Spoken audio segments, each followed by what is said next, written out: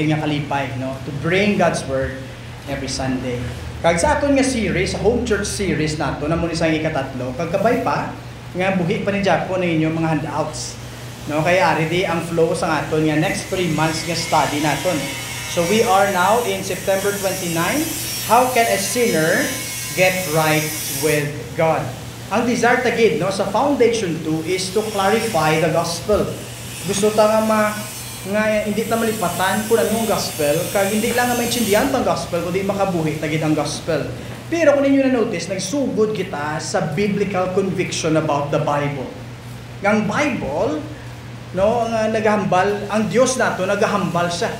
God is a speaking God, and He speaks through His Word, through His Son, and through God's Word, gina-equip kita sa Ginoo.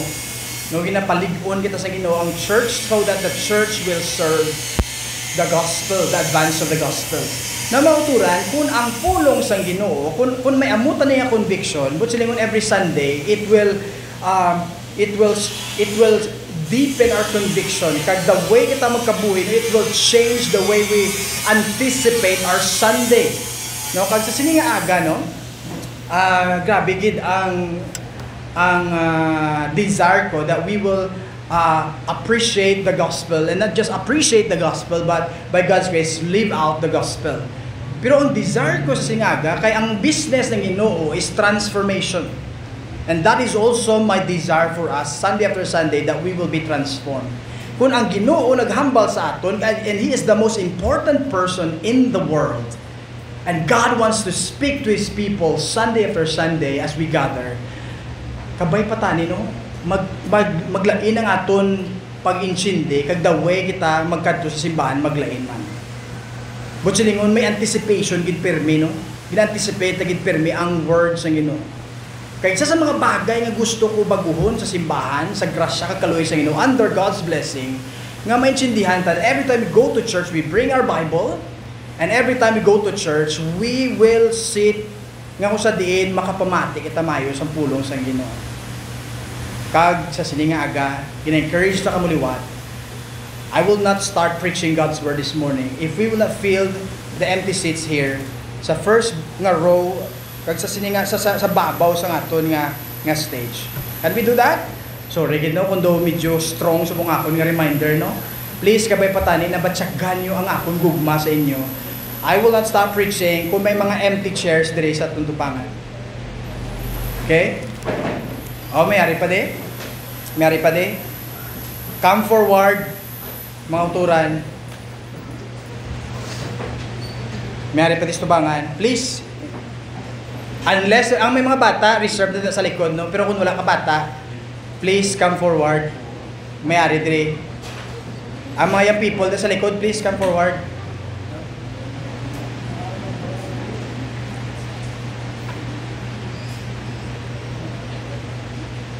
Sige na. Kung ang pulong sa Diyos importante, pungko ta sa lapit-lapit sa pulong sa Ginoo para mabatian na pulong sa Diyos. Nga ka-strong subong sa akon nga command. Sorry, no? Pero yung nga command is command of love. Medyo strong ang command ko subong because of the challenge outside. So kung the more kang layo, mas nagka-challenge kita, nagkakaburo na aton pamatian. So that's my loving reminder for all of us this morning. Let's pray together. Father, the world, our world, Lord, is filled with lies, filled with napunan Ginoo siyang kadulom. Kagayahan Ginoo sa sining aga, ang imo katawan, Lord, damo sa mga nagadistract sa ilang heart, nagadistract sa ilang mind, damo anxieties, damo worries. Lord, I pray that you will change us through your word, that we will give your word an undivided attention, not because I'm important or any of us here is important, but Lord, there's only one important person in this church, and that is you, Lord. That is your Son, Jesus Christ, who will be speaking to us this morning. Lord, salamat gid Lord kaya ka Ginoo sa business of transforming your church into the likeness of your Son. And Lord, as your servant, that is also my desire that your church will change. Nga hindi kami Ginoo magpabilin sa tradisyon o kung naandan namon Ginoo. Lord, ang handom Lord namon nga magbago nga amon mga kabuhi kag ang naga-shape Lord sa amon ang imo pulong. Kag hindi Lord ang pulong sang kalibutan. Ginoo maluoy ka, pahumuka Lord ang amon tagipusoon kag pangunahuna so that Lord we will receive your word by faith and we will respond today saying to Jesus, Jesus, all I want in life is to serve you. I beseech you therefore, brethren, by the mercies of God, that you present your bodies as a living sacrifice, holy and acceptable to God. This is your reasonable service. In Jesus' name, Amen. Mga kuturan, there is a great need of gospel clarity. Kung pamangkutunta ka sa sininga aga, what is the gospel? Ano imo sabat? Or if someone will ask you, what is the gospel? Ano imo sabat? Mga kuturan, there's a need for gospel clarity for every generation. Sinin pa sa isa ka author nga nag-influence ang akong understanding sa gospel. Sila nga, ang gospel kuno may balita is the most important and essential message in all of history.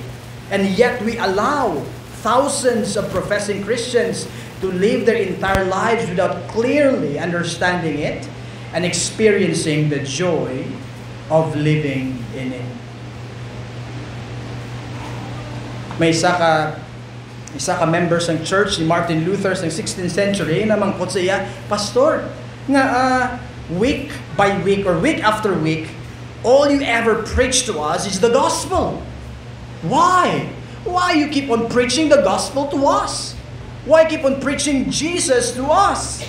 And then Martin Luther said, well, because week after week, you forget it. Kay dasig ka mo malipat.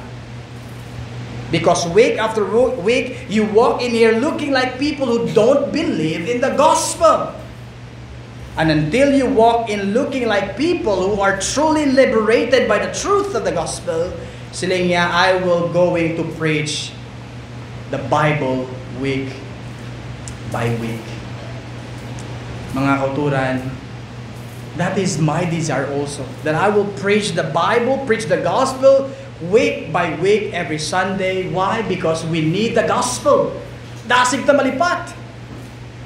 So kung kita mautura, naka-intindi kita ng gospel essential, I will come to church early, I will sit sa plumuan, sa pwesto ako sa din makabati ko sa gospel because I want to experience the joy of the gospel.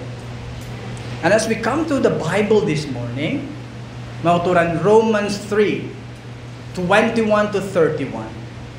Mauturan siling pa sa mga manginalamon, they consider this as the most significant paragraph ever written. Siling pa sa isa ka missionaries niya down to the history, great theologians and preachers have called this the Acropolis of the Christian faith. Romans 3:21 to 31 is the Acropolis of the Christian faith. It means it is important to our understanding of the gospel, essential element of the gospel nga siling niya in his opinion. Apart from it, you cannot preach correctly the gospel of Jesus Christ. Grabe nga claim, no? Ay, kasi nga aga mo turan, the big question is this: how can God declare me right when I'm wrong? Okay? Sa aton nga Facebook page, ang pamangkot kung sa inyong handouts, paano sa Ginoo i-declare, how can God, ang ambal din sa aton nga notes, how can a sinner get right with God? And to ask this question in another way, how can God declare me right when I'm wrong? And try to imagine, gawali ko di mga uturan, gulpi lang di may nagsaka sa stage, kaging tiro ko sa ulo mga uturan. Patay git. Pero mga uturan, ang nagtiro sa ako, nadakpan. Siyempre, kaya nadakpan sa akin priso sa kag ihatulan sa ako nanugid ang sentence iya. Pero try to imagine, sa courtroom mga uturan, ang basang judge, you know what? I'm a loving judge. I'm a merciful judge. Nagpatay ka pa, Sir Aaron, hindi ko na pagpriso. I will declare this person not guilty. Oops! What do you think will happen? Anong response ng church? Anong response sa akong family? Anong ila heart cry? Of course, they will demand what? Justice. Kung ang judge is right, he cannot just set the guilty free. Because that person, mga uturan, may ginubra sa nga sala, hindi pwede nga okay lang, right? But in our passage this morning, try to think about this. The Bible says in Romans 3:21-31, God declared sinners right before Him. How is that possible? How can God declare you and me right when we are wrong? How is that possible? Kag mauturan, if you go to Proverbs chapter 17 verse 15, here's the dilemma. Amon isang problema, no? The divine problem, the divine dilemma that the Bible says in Proverbs 17 verse 15, the Bible says, He who justifies the wicked and he who condemns the righteous are both alike an abomination to the Lord. Ba't yan ito mauturan? Ang naga-declare kuno sang malaot nga matarong o kung not guilty is an abomination to the Lord. Kanginaran sa tubangan sang Diyos. Grabe ba? And yet in our passage, gindeclare sang Ginoo ang makasasala nga matarong not guilty. How is that possible? How can God be just and at the same time justifier of the wicked? So mga uturan, before we'll answer this divine dilemma, this big problem in our passage, I want us to look first of all, point number 1 in your notes, God is right. Verse 21 to 22. Point number 1, God is what? Right. Mga uturan, look at verse 21 now.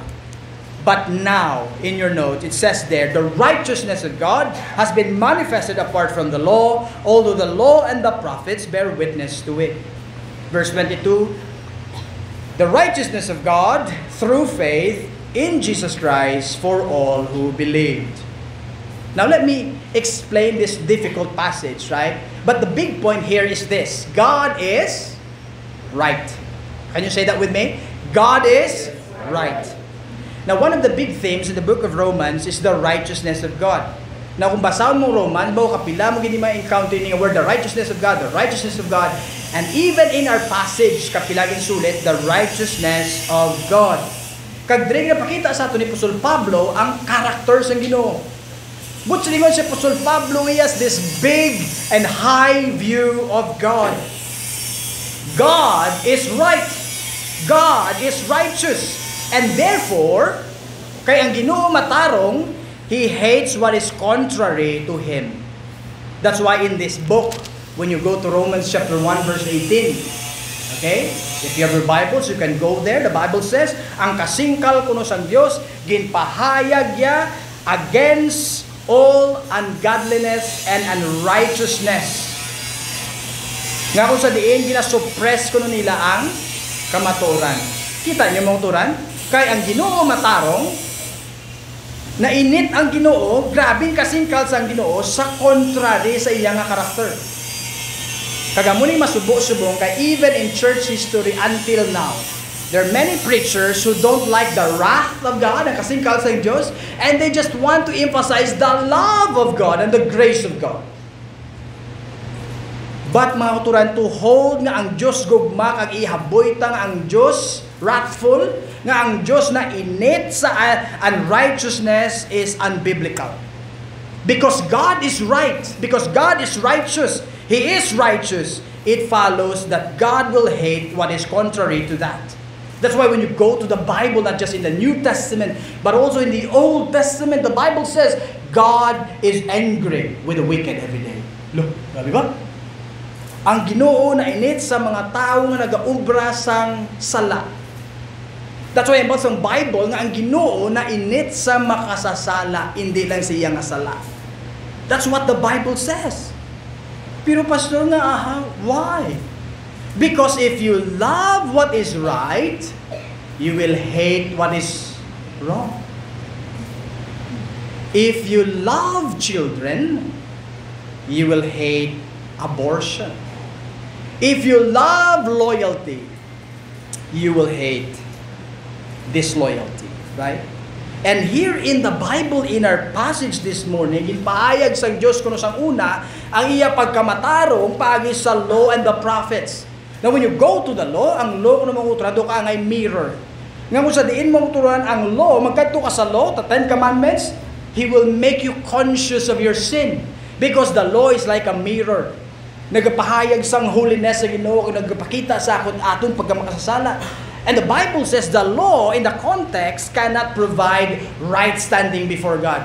When you go to the law, when you obey the law, you will fail.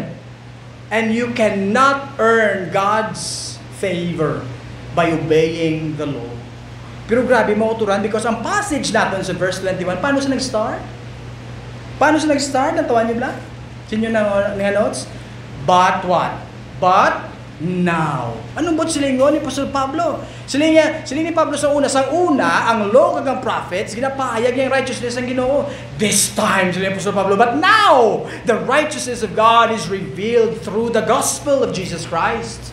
That's why when you go to Romans chapter 1, verse 17, it says there, makuturan, for in it the righteousness of God is revealed from faith to faith, as it is written, the just shall live by faith. Ang pagkamatarong sang Diyos, ginpahayag yung mauturan, this time, sa gospel. That's why, in verse 22, kung basahin yung verse 22, doon ka budlay itsindiyo, no? The righteousness of God through faith in Jesus Christ for all who believe. Ang meaning sa namang turan, nga ini kuno nga pagkamatarong, hindi mo ma-earn, kundi ini nga pagkamatarong ihatag sa imo by faith tanggit kay Jesus. And more of that in point number 3, but here is the big point in point number 1. The God who is there, okay, is righteous. And to understand the gospel, you must have a high view of God, that God is right and God is just. Kag kung ang Ginoo just kag right, He cannot forgive you and me. Hindi pwede nga i-set free ka lang sa Ginoo nga doon sa wala ka lang sala. That's the divine dilemma here when you sa ato nga family declaration kagina, grabe ang kaluoy sa Dios, pero ginambal man sa passage nga hindi paghihilway sa Ginoo ang guilty. Hukman sang Dios ang guilty. To understand the gospel, we must first understand that God is right. God is righteous. And we praise the Lord that we are serving a righteous God. Diyos nga hindi ma-bribe mga kauturan. Diyos nga mo sa diin, righteous, and He is always doing what is right in His creation. But here's the contrast. In the contrary, we are opposite to God. Point number 2 this morning, we are wrong.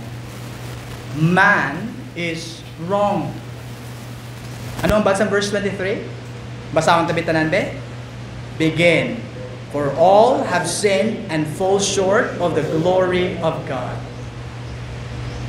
Kadamo, sinili na kami memorize sa ato, no? For all have sinned and fall short of the glory of God. The Bible says, for there is no distinction.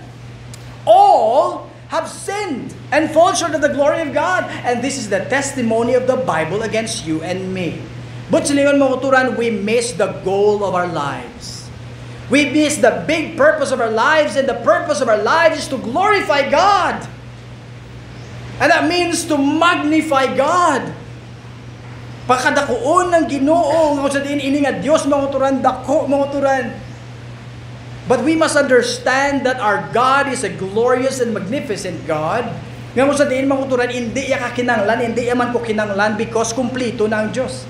He doesn't need you and me. Hindi ta na madugangan ang himaya sang Dios, hindi ta na maibana ng himaya sang Dios. Pero kay gintuga ta sang Dios, ang tinutuyo naton mauturan nga ari ta sa kalibutan is simply to worship and honor Him. In this passage, in Romans chapter 1 verse 21, the Bible says, nga dapat kuno i-honor naton ang Creator, the Bible says, ang gin-honor naton ang creation. We failed to honor God. We are deadly wrong. God is right, man is wrong. I don't know kung pila na di sa inyo nakakadto sa isa ka beautiful place, nga pagkakita mo sa lugar, nakasiling ka, wow! I want to come back here. I want to stay here. I want to savor the beauty of creation.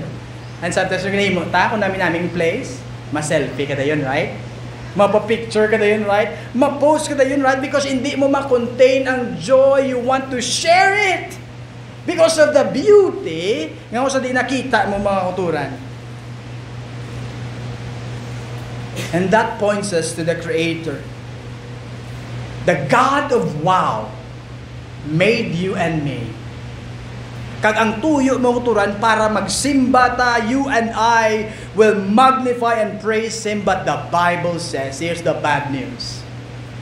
We all fall short.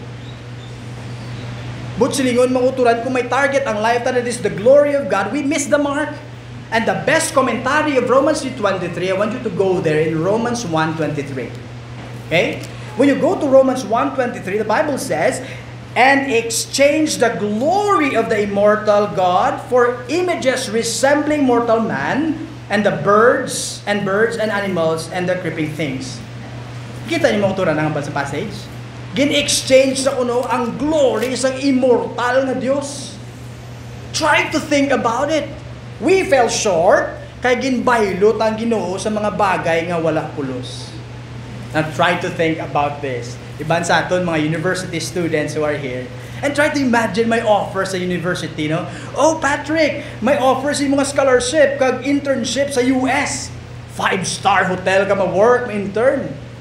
But try to imagine, ang mga artista permit ra kahawon, you will serve them. And you will be under ka sa teaching or under ka sa mentoring ni isang famous nga chef, no? Gordon Ramsay. Like, wow! What a great privilege! All free! Kag posible, basi absorb ka kung mayo yung performance. Grabe nga privilege, right? Pero ang bali Patrick, no. I will turn it down. Sa Angel's Burger lang may intern.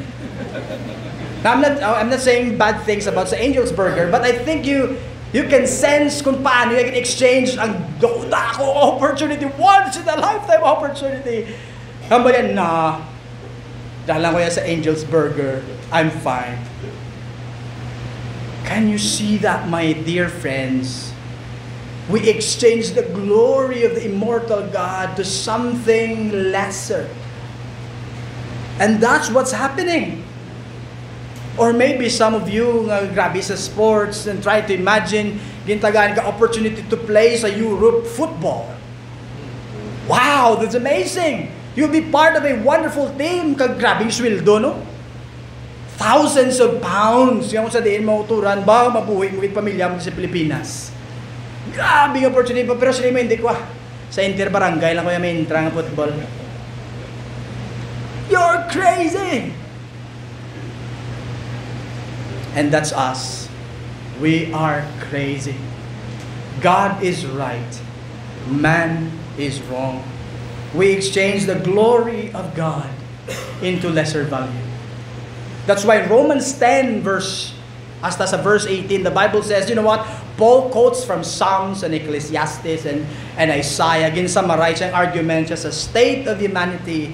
Kagrabing repetition niya da. Nantawan niyo ba verse 10? Siling no, none is righteous, not one. No one understands, no one seeks for God. All have turned aside, together have become worthless. Grabe, no? No one does good, not even one. Batian nyo ito mga uturan. No one, not even one. The Bible says that is the state of humanity. And Paul continued to expand that. Ngayon sa din ang sala mga uturan nag-affect sa aton mata, nag-affect sa aton kamot, nag-affect sa bilog tang lawas mga uturan. Ang conclusion is this: we are deadly wrong. We are worthless. Friends, how do you know yourself? How well do you know yourself? Do you still consider yourself to be a good person? Or do you still think ka Japon nga you can earn God's favor by just going to church, doing good things? Do you think you can get right with God in your own way? Mauturan, without the Lord Jesus Christ, we are deadly wrong, worthless, and our end will be the wrath of God.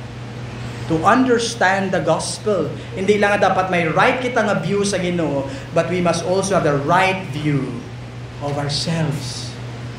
We are sinners, desperately wicked. Kag ma-appreciar mo ang grasya sang Diyos at the backdrop of your sinfulness. Dumduman ko sang gin-invite ko magwali sa isa ka island sa Iloilo. Nabiriyang series, so nagabihan kami kadto. Mga lasutsulas ang gabi, no, gasakay kami sa sa mo to nga panawag nila nga bangka, bala nga wala katig. Imagine, no? Duga paamula na, oh. Do canoe, do mo na. Bangka wala katig, do ka kulbaan riban ga maamo na, no? And I was amazed because motoran dulum katama ang baybay motoran bakad to sa island. Kapag tulo ko motoran sa sky, I can see, if not hundreds, thousands of stars. Ang backdrop dulo mga turay. Ang grasya sang Diyos ma-appreciate mo at the backdrop of your sinfulness. Do you realize how sinful you are before God? Mga uturan, but here's the dilemma. Balikan pa itong pamangkot kagina. How can God, who is right, can declare me wrong? God is right, man is wrong. How can He declare me right before Him? Nga ang Diyos sa pag-declare nga matarong ko, He will still remain just. How can God do that? Nga di mapiktuan ang karakter sa Ginoo. Point number 3, mga uturan, our final point this morning, the answer is this: by simply trusting the finished work of Christ on the cross. Now, I want you to look at these precious verses in verse 24 and 25. The Bible says, and are justified by His grace as a gift, through the redemption that is in Christ Jesus, whom God put forward as a propitiation by His blood, to be received by faith. Mga uturan, 3 big words there: justified, redemption, and propitiation. Pastor, ano na sambot silingon? Do kadalom ginaaw? Mga uturan, let me explain. Let me explain redemption and then propitiation, okay? Mga uturan, when we say redemption, because amuni sa mga uturan pamaagi sang Diyos so that you who are right, who are wrong will be right. Ang way sa Ginoo is through the redemption of Jesus. Okay? Through the redemption of Jesus. Now, if you are a Jew, what comes to mind when you hear the word redemption? When you hear the word redemption, ang nagasulod sa mind mo, if you're a Jew, Egypt. Ang natabo sa Ehipto, ako sa diin, sa una, ang katawan sa Diyos, esklabo sa Ehipto, under Pharaoh, right? Pero gin-deliver sila sa Ginoo, gin-rescue sila sa Ginoo. If you're a Gentile, possibly, what comes to your mind is the marketplace. Yung sa diin, mga turan, ang mga tao sa una, esklabo man sa marketplace, doon ka ngay libertad. Kung sa diin, naara sa prisuan ang tao. Kung sa diin, ang idea sa redemption is, it means to buy out of the market. Ginbakal ka para mahilway ka sa sinanga sitwasyon, mga turan. Now, try to think about this. In the Old Testament, you have this great exodus. Nga na-deliver katao sa Diyos, make the long story short, mauturan, because of the death of the firstborn. Nga kung sa din, the final judgment of God sa Egypt. But the Lord instructed His people through Moses, sila nga, pero ang katawan sa Diyos will be spared if they will kill a lamb. Ano yung muon nila sa lamb? Ang dugo sa lamb, ilamhit nila sa ilang doorpost, and then the angel of death, the angel of judgment, mauturan, magkadto da, hindi niya pagpatyo ng eldest, but that person will just, the angel of death will pass over. Right? Pero mga wala nag-believe, mauturan, nagkalamatay nila firstborn. This great redemption, mauturan, was just a shadow. Because mauturan, ang ultimate fulfillment sila deliverance sila nga redemption mauturan is the redemption of Jesus Christ here in our passage. God said He can declare us right before Him through the redemption of Jesus. He redeemed us through the cross. When Jesus was there hanging on the cross, like say Jesus are sa cross mauturan, try to think about this. He gave His life for us, so that you who are deadly wrong will be right with God. So that you will be forever accepted and will be welcome to God's family because of Jesus. If you're a Christian, you trust Jesus, that is your position and status forever. So God is right in declaring us right. Why? Because someone paid the price. Someone died to satisfy His own justice, to satisfy the righteousness of God. Amuna sa mauturan ang propitiation. Mga kita propitiation, mo siningon ang kasingkal sa Diyos na appease o kung ang Ginoo sa unang pagtulok kaya sa ato as an object of wrath. Do ka ngay tanga. Kung makakita ka tanga, way kagang balol ka nami, ba nami ko rin mo, hindi saguro pet eye, sulam na mo ng tanga. No! But sino mo uturan you and eyes like that? Kung makikita ka tanga, abomination, ano din ginahimo mo? Either malagyo ka, kung makakatsinilas, right? We are object of God's wrath because of the redemption of Jesus. Tungod sa inubra ni Jesus na appease ang Diyos, ikaw mauturan ng object sa wrath, you are now object of God's love. Because of the substitutionary sacrifice of God. Mga uturan, this is the answer to the divine dilemma. How can God declare us right when we are wrong? The answer is the redemption of Jesus Christ. Because in the redemption of Jesus Christ, there is propitiation. Na-appease ang Ginoo mga uturan. Ang Ginoo mga uturan nangita sang pamaagi kay ikaw kag ako, hindi gid makapangita sang pamaagi. Kung mangita kita pamaagi, we will just end up in hell and in His judgment. But God in His love took our sin and laid on Jesus. Like a scapegoat in the Old Testament. May storya sa Old Testament ang pare, ang ginahimo sang pare, ginaleyhan siya ang kanding, gina-confess ang pare ang sala sa katawan, tapos ini nga kanding dalon sa wilderness hasta ina kanding mapatay mga uturan. And try to imagine on the cross.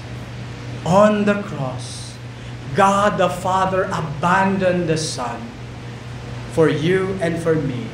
He was judged on our behalf. Jesus said, my God, why have you forsaken me?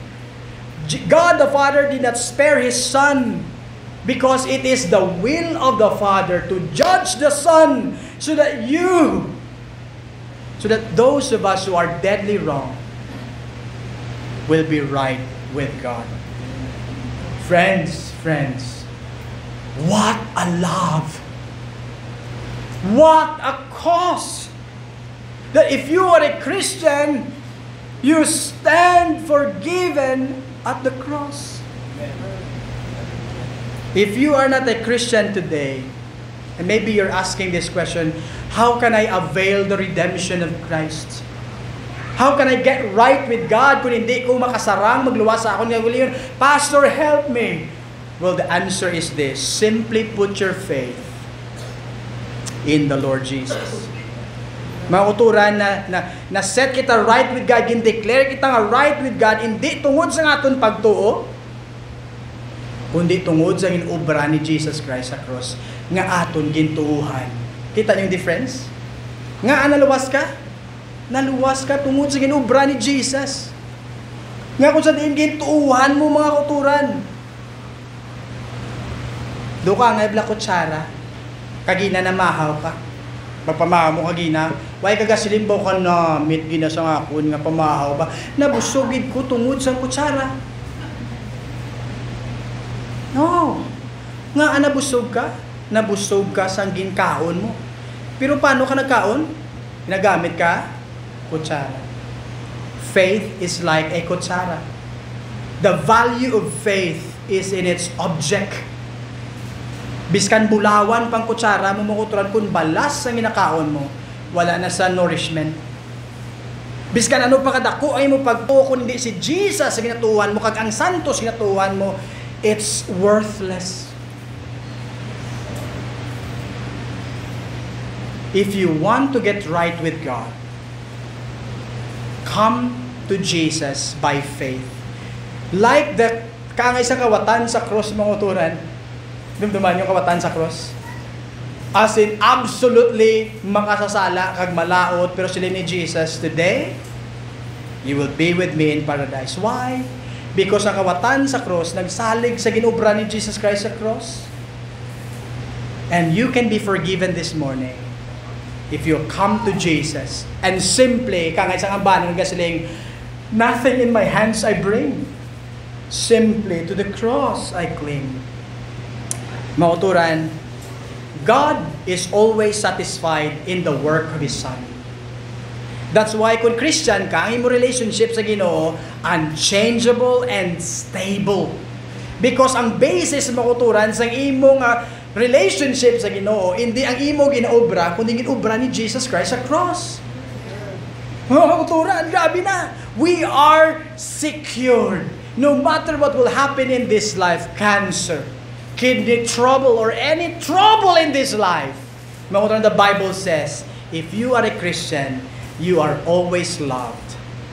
The Bible says, nothing can separate us from the love of God. Pero makuturan, grabe kadalon, nung nga ginobra ni sang Diyos man, why did God gave up His Son, Jesus Christ? Because look at verse number 25. Because this was to show God's righteousness, because in His divine forbearance He had passed over former sins. Verse 26, it was to show His righteousness as the present time, so that He might be the just and the justifier of the one who has faith in Jesus. Mauturan, grabe no? Nga ginobra ni sang Diyos, kay ipakita sang Diyos sa kalibutan that He is right. That He is right in declaring you wrong. No. He is right in declaring you right even though we are wrong. Kaya nga amang uturan, someone paid the price. Someone died on behalf of you. His Son, Jesus. That's why mga uturan, God is right when He says you are right even though you are wrong. It's all because of Him. It's all because of Jesus. So someday, kung magtubang kita sa Ginoo, makuturan ka pa, mangkuton ka sa Diyos, nga pasudlon ta ka sa ginarian ko, what will be your answer? Oh, you know God, because gasimba ko sa Life Spring. If that will be your answer, then gasalig ka sa Life Spring, hindi kay Jesus. Kung masiling ka, Lord, because I do this, I do that, makuturan mo lang ka gasalig sa ginobra ni Jesus, gasalig ka sa imong kagalingon. Ay, gin-disciple ko ni Pastor, therefore lang gasalig kay Jesus, gasalig ka sa tao. Mauturan, there's only one answer in glory. And the answer is, it's because of Him. How can God declare me right when I'm wrong? The answer is, because of Him. Because of Him. And what's the implication of that? Anong implication na sa ato singaga? Now, the last verses there in our passage, nagsugod sa mga kuturan sa verse 27, then what becomes our boasting? So, ang implication, mauturan, if you understand the gospel, kung naintindihan mong Ginoo, kung naintindihan mo yung kagalingon, kung naintindihan mo ang ginobra ni Jesus Christ sa cross, hindi ka magpabugal. Kaya nga, wala kagid sang ipabugal. Kung may ara ka ipabugal, ang ipabugal mo si Jesus nga nagluwas sa inyo. Where is boasting then? Sino ni Pablo? Law of works or law of faith? And Paul said, law of faith. And the law of faith encourages us to uphold the law. Mga Christians, tungod na luwas kita ni Jesus, doon ka nga'y mauturan nga ginakapta ni Jesus Christ ang 10 Commandments. And you come to Jesus, gasali kasi kinubra, kagin fulfill ni Jesus ang 10 Commandments. So we are not against the law, but we uphold the law, meaning we live for Jesus. We live for Him. We want to serve Him. That's why, mauturan, in Jesus, sinners like you and me can be right with God. By faith in Jesus, try to think about this. You are His child. You are righteous. You are godly. Sa una, kontra ka sa Diyos, sumud kay Jesus, you are now His friend. Sa una, lain ang gina-worship mo, in Jesus, you can now praise and worship God. You can now live in the light of your position in Jesus. That's why Paul, in this book, gin-summarize ang iya big application nga gusto niya matabo sa church. Sila niya sa Romans 12:1. I beseech you, I beg you, brothers and sisters, sila niya, no? By the mercies of God, ano ko, no? To present your bodies as a living sacrifice, holy and acceptable to God, which is your spiritual worship. Makuturan, kung naintindihan mo ang gospel, ang matabo si mo kabuhi, gali, starting today, if you're a Christian, ma-refresh ka liwat sa gospel. Kung hindi ka man Christian, ma-encounter mo ang gospel, galinoy mo sa gospel si mo, i-deliver ya kasi mo kaugalingon. It's not about you anymore. Sila ni Pablo, no? Intindihan mo gospel, kaluoy sa Ginoo, intindihan mo. Sila ni Pablo, you will present your bodies as a living sacrifice. But sila ngayon, it's not about you anymore, but you are now under God's agenda. Kung anong gusto sa Diyos, that will be your desire. Mga kuturan, God is right. We are wrong. But by His grace, He declared us right. We are united to Christ forever. We can be a people nga nagadalasang kaymayan sa Ginoo. Before kita magadto sa atong discussion, I just want to share this story nga na-share ko na sa inyo, dugay na. Pero nagbulig ni sa akin nga maintindihan ko ang gospel response. Naintindihan ko kung ano ang response ko dapat sa gospel. Na may isa ka manggaranon, mga uturan, nga treasure hunter. Of course, pigado sa sanguna, but because naka-discover sa isa ka grabe nga treasure, sila niya, I will go back to my native land. Kag dito ko ma-retire, dito ko mapahuwa, dito ko ma-enjoy sa akon nga riches. So one day, nagpuli sa ila lugar, sa una wala pero plano sa 18th century. So mauturan ng labay sa mga states sa US. Kung sa diin, uso pa kagrabe sa unang slavery. Kung sa diin, ang mga itong mga tao, mauturan, ang mga negro, inihimos la slave. Inihimos la sklabo sa mga puti. So inihimang garan, mauturan, nakalabay sa isa ka slave market, yung sa diin, ang tao, ginabaligya. Grabe, no? Can you imagine the eksena, the scene? May isa to kay young lady, mga edad siguro 13 years old, gintungtong sa lamisa, kagang mga tao nagabiding kay baklo nila ini nga babae, ini nga bata babae.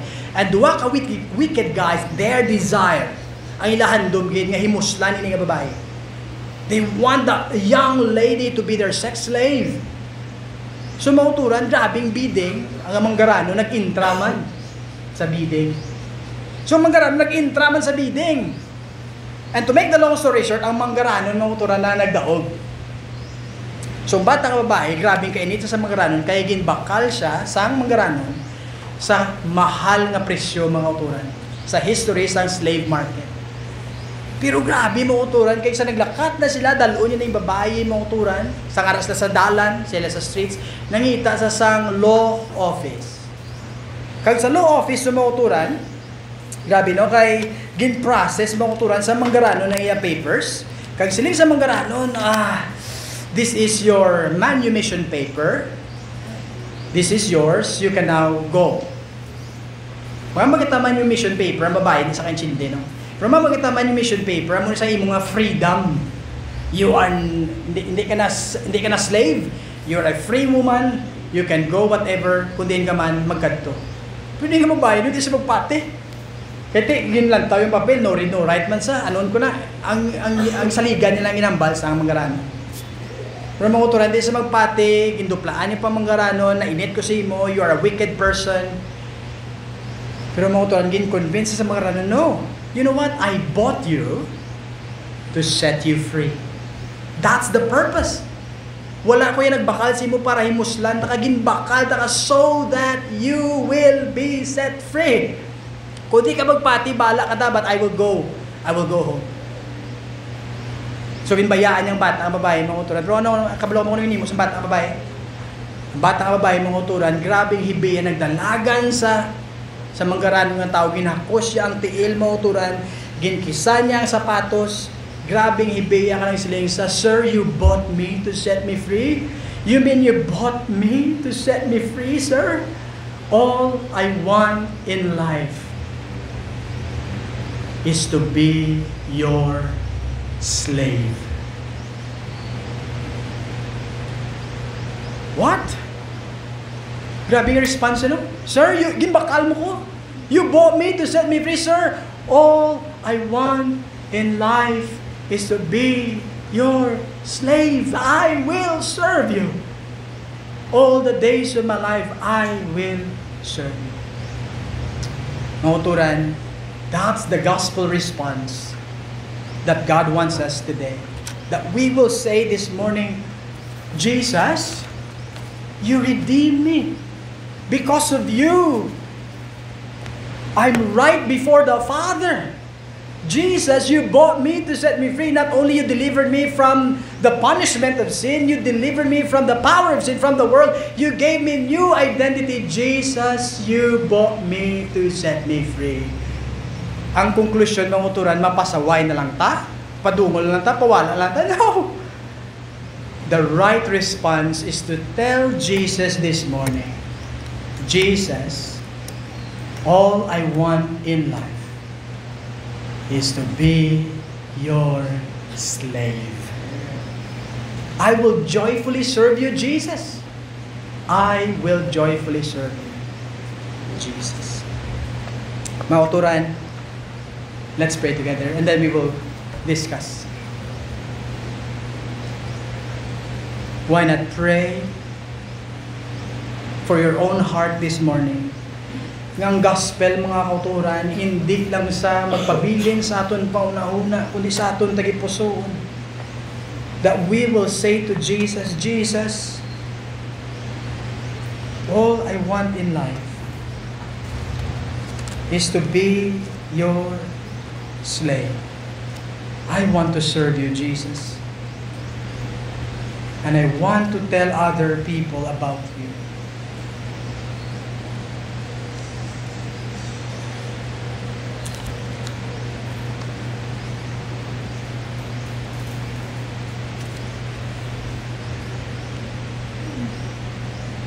Father, I pray that you will deepen the gospel in our hearts. Salamat kay Lord sa spiritual status ni Miara kami Ginoo. We are your children. Sa piyak, Lord, sa kakulangan, kag failure namon, palangga mo kami Ginoo. Kag ang response nga gusto mo, Lord, is that we will renew our commitment to you. We will renew our commitment to Jesus. That we will say to Jesus, Jesus, all I want in life is to be your Savior. If you're here this morning, you don't know Jesus, wala ka pa relationship kay Jesus, why not believe in Jesus now? And commit your life to Jesus. Lord, have mercy. In Jesus' name, Amen. Before we will sing our closing hymn, Forever Jesus,